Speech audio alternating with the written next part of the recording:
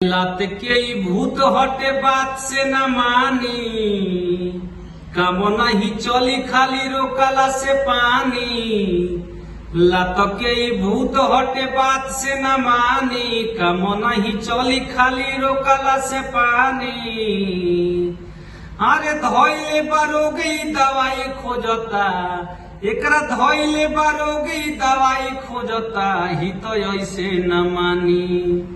लड़ाई खोजता एकर बिगड़ल बा मन, पिटाई खोजता ही तो ऐसे न मानी। लड़ाई खोजता एकर बिगड़ल बा मन, पिटाई खोजता। अरे लात के भूत हटे बात से न मानी, काम नहीं चली खाली रोकला से पानी। किला तके भूत हटे बात से न मानी, काम नहीं चली खाली रोकला से पानी। अरे धोइले बारोगी दवाई खोजता, एकरा धोइले बारोगी दवाई खोजता, ही तो ऐसे न मानी। लड़ाई खोजता एकर बिगड़ल बा मन, पिटाई खोजता ही तो ऐसे न मानी। दवाई खोजता एकर बिगड़ल बा मन, पिटाई खोजता।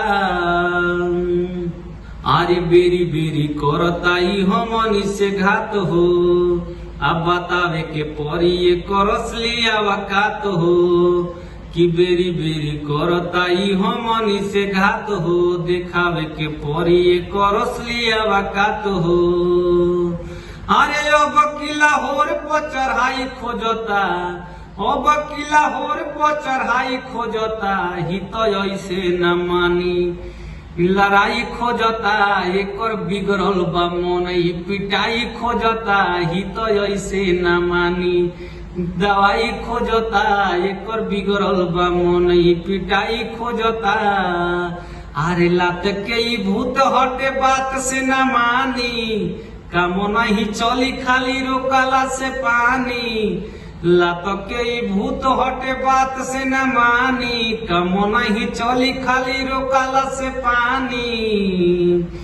अरे धोइले बारोगी दवाई खोजता, एकरा धोइले बारोगी दवाई खोजता, ही तो ऐसे न मानी।